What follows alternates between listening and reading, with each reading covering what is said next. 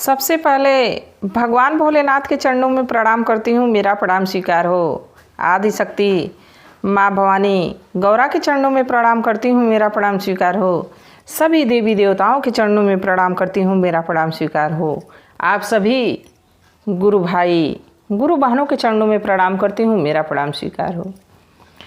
गुरु भाई गुरु बहनों, अगर जो आप लोगों को महादेव की ये चर्चा, भगवान भोलेनाथ की ये कहानी अच्छी लगे तो प्लीज़ लाइक करिए, शेयर करिए। अगर जो आप लोग चैनल पे नए हैं तो सब्सक्राइब कर लीजिए, ताकि जो भी वीडियो पड़े वो आप तक पहुंच जाए।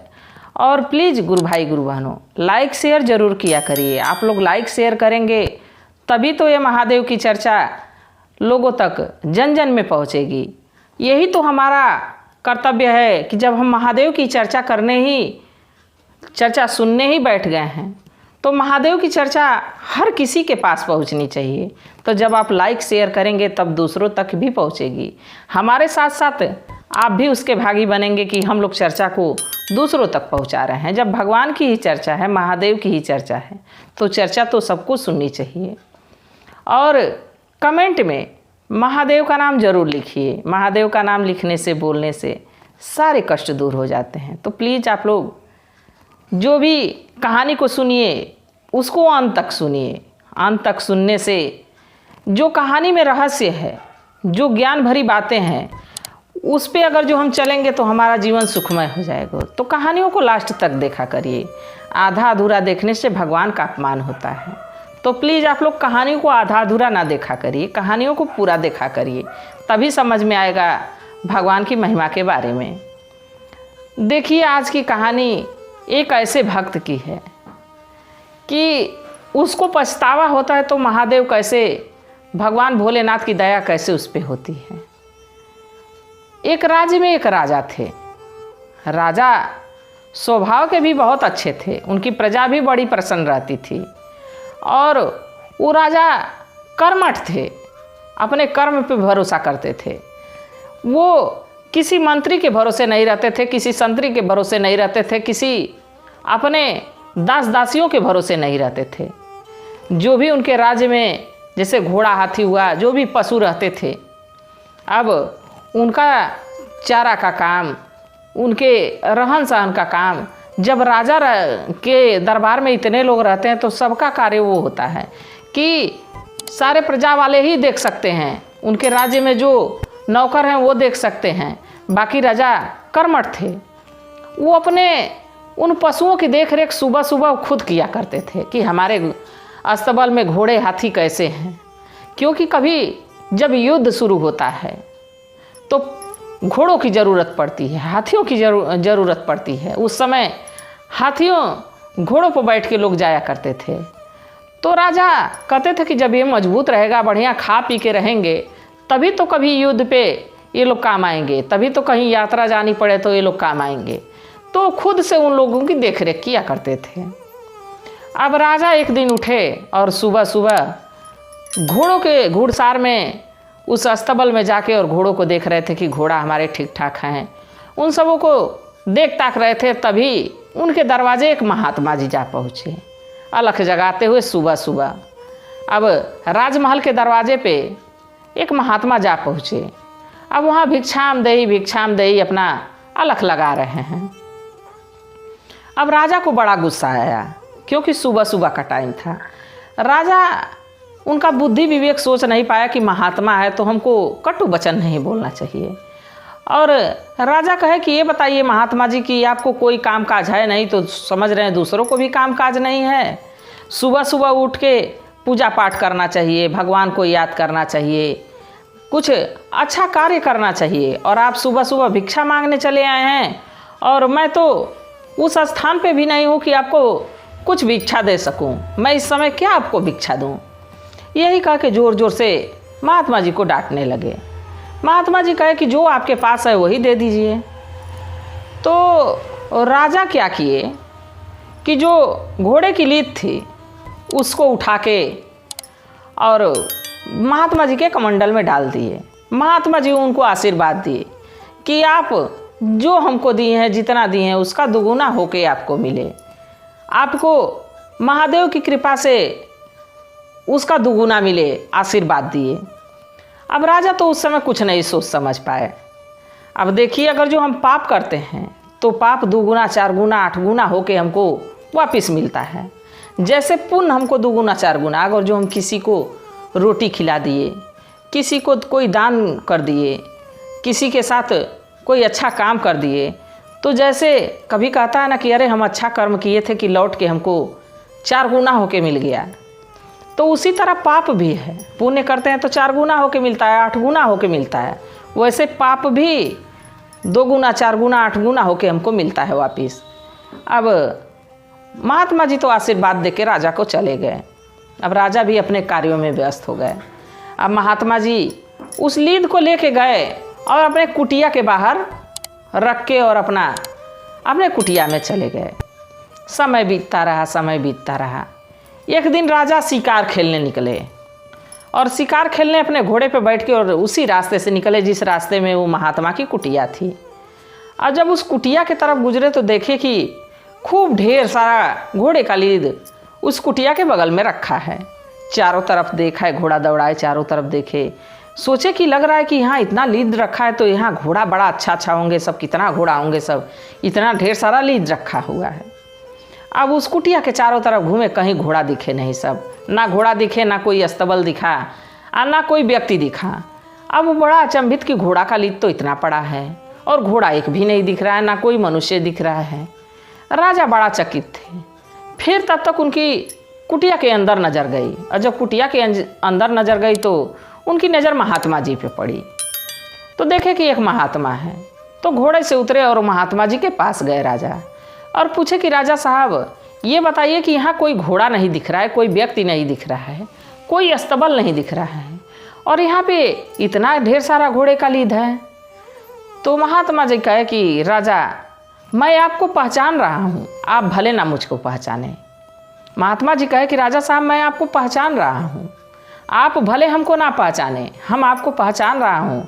मैं भिक्षा मांगने आपके दरवाजे सुबह सुबह गया था, और आप जो घोड़ा का लीद हमको उठा के दिए थे वही लीद यहाँ मैं ला के रख दिया हूँ, और ये जब अगले जन्म में आप जन्म लेंगे तो यही घोड़े की लीद आपको खाने के लिए मिलेगी।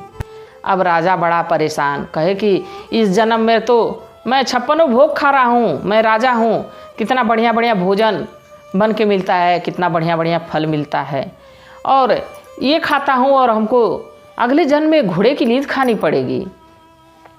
अब उनको अपने किए पे पछतावा होने लगा कि काश मैं अगर जो कुछ अच्छा दिया रहता तो अच्छा हमको मिलता है।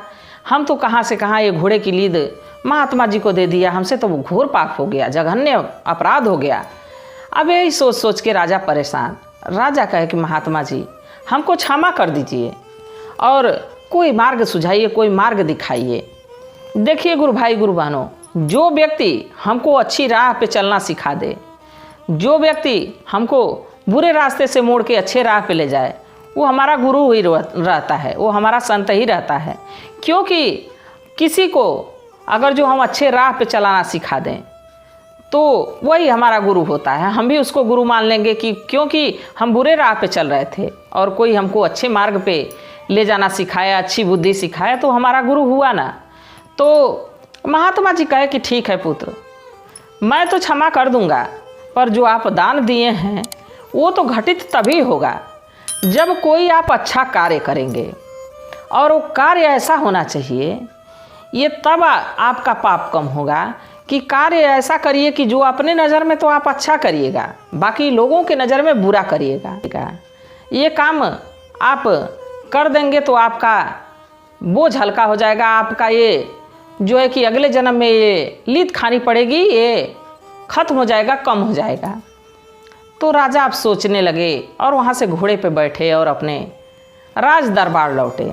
अब जब लौटे तो उनको कोई बुद्धि तरकीब कोई सूझ नहीं रही थी, क्या ऐसा करूं कि हमारे नज़र में अच्छा रहेगा और लोगों की नज़र में बुरा रहेगा। अब यही सोचते सोचते सोचते सोचते रात भर बेचैनी सी लगी रही। अब उनको यही याद था कि हम तो अब इतना बड़ा पाप किए हैं, महात्मा को लीद दे दिए हैं दान में, और अगले जन्म में हमको वही खाना पड़ेगा। हम क्या ऐसा करें कि हमको इस चीज़ से मुक्ति मिल जाए। अब रात भर सोचते सोचते उनको एक तरकीब आई और वो एक बोतल लिए, दारू का बोतल लिए और उसमें गंगा जल भरे और गंगा जल भर के और कहाँ लेके गए, एकदम अपने नगर के चौराहे पे गए और चौराहे पे बैठ के गिलास में ढाल ढाल के पीने लगे, अनाप शनाप बकने लगे। अब वहाँ जब बैठ के वो अनाप शनाप बोलने लगे तो लोग जो वहाँ से जाते वो राजा को देखते, कहते कि ऐसी नगर जहाँ का राजा इतना मूर्ख हो, इतना पागल हो कि चौराहे पे बैठ के एक तो नशीला पदार्थ पी रहा है और दूसरे उल्टी सीधी बातें कर रहा है। जब ये राजा ऐसा है तो इस राज्य के लोग कैसे होंगे, इस राज्य का विकास क्या होगा। अब सारे लोग उसकी मतलब राजा की बुराई करना शुरू कर दिए कि राजा पागल हो गया है, अब ये राज्य क्या चलाएगा, इस राज्य का तो विनाश ही लिखा है। जब जिस राज्य का राजा दारू पी रहा हो उस राज्य की प्रजा कहाँ पिएगी, उस राज्य की प्रजा कहाँ जाएगी, ये पीढ़ी कहाँ जाएगी। अब यही सोच सोच के सारे लोग राजा की बुराई करना शुरू कर दिए। अब उस दिन बीत गया। अब राजा अगले दिन फिर अपने घोड़े पे बैठे और कहाँ पहुँचे, महात्मा जी की कुटिया पे। जब कुटिया पे गए तो देखे कि वहाँ लीद थोड़ा भी नहीं है, लीद गायब है। अब महात्मा जी से पूछे राजा कि महात्मा जी ये बताइए कि मैं तो दारू के बोतल में भर के और गंगा जल पिया हूँ, लोग हमारी बड़ी बुराई किए हैं, बहुत बुराई किए हैं, मैं अपने कानों से सुना हूँ, अपने आँखों से देखा हूँ। बाकी ये बताइए कि कल मैं अपने आँखों से देख के गया कि यहाँ लीद थी और वो लीद आज गायब है। तब महात्मा जी राजा को समझाए कि देखो पुत्र, तुम तो पाप किए थे, बाकी तुम्हारा पाप अब सब में थोड़ा थोड़ा बट गया है। तुम वहाँ तो गलत काम कर नहीं रहे थे, लोगों की नज़र में लोग ये समझ रहे थे कि तुम दारू पी रहे हो, बाकी तुमने तो गंगा जल पिया। अब लोग यही समझे कि तुम बुरा काम कर रहे हो, इसलिए तुम्हारी निंदा किए, तुम्हारी बुराई किए, तो तुम्हारा पाप अब कट के उन लोगों में बट गया और तुमको इस लीद से मुक्ति मिल गई। तो देखिए गुरु भाई गुरु बहनों, राजा को तो लीद से मुक्ति मिल गई, लोग उनकी बुराई किए। और हम अगर जो दूसरों की किसी पापी व्यक्ति की, कोई मान लीजिए दुराचारी व्यक्ति है, कोई किसी के खींचतान में लगा रहता है, कोई गुरु बहिना होती है ना कि हमेशा दूसरी गुरु बहिना की शिकायत करने में लगे रहती हैं कि वो ऐसा की, हो सके वो अच्छा कर्म कर रही हो और हम उसकी बुराई बात कर रहे हैं, उसकी बुराई बतिया रहे हैं, तो हम पाप के भागी बन गए। हम अपने सिर खुद से अपना पाप बटोर रहे हैं, किसी की शिकायत करके, किसी की बुराई करके। आखिर राजा की बुराई लोग किए तभी तो राजा का जो है पाप सबके सिर थोड़ा थोड़ा बट गया। अगर जो हम किसी की शिकायत नहीं करेंगे, किसी की चुगली नहीं करेंगे, अगर जो पापी व्यक्ति है उसकी शिकायत हम करते हैं तो उसका पाप हमारे सिर आ जाएगा। तो क्यों किसी का अब पाप का अपने सिर बोझ लेना। राजा को तो मुक्ति मिल गई अपने पाप से, पर सारी प्रजा में उनका पाप बट गया। तो गुरु भाई गुरु बहनों, राजा को तो एक अच्छा गुरु मिल गया कि उसको अपने पाप से मुक्ति मिल गई। और हम लोग को कौन गुरु मिलेगा, हम लोग को कौन मार्गदर्शन दिखाएगा। तो शिव को अपना गुरु बनाइए, महादेव की राह पे चलिए, उनको अपना इष्ट बनाइए, अपना गुरु बनाइए, तभी हमारी मुक्ति है, तभी हमको मोक्ष की प्राप्ति मिलेगी। और मैं भी महादेव से प्रार्थना करती हूँ कि हे भोलेनाथ, हे शिव गुरु, जो भी आपकी कथा को सुन रहा हो उस पर अपनी दया दृष्टि बनाए रखिएगा। इसी कामना के साथ हर हर महादेव।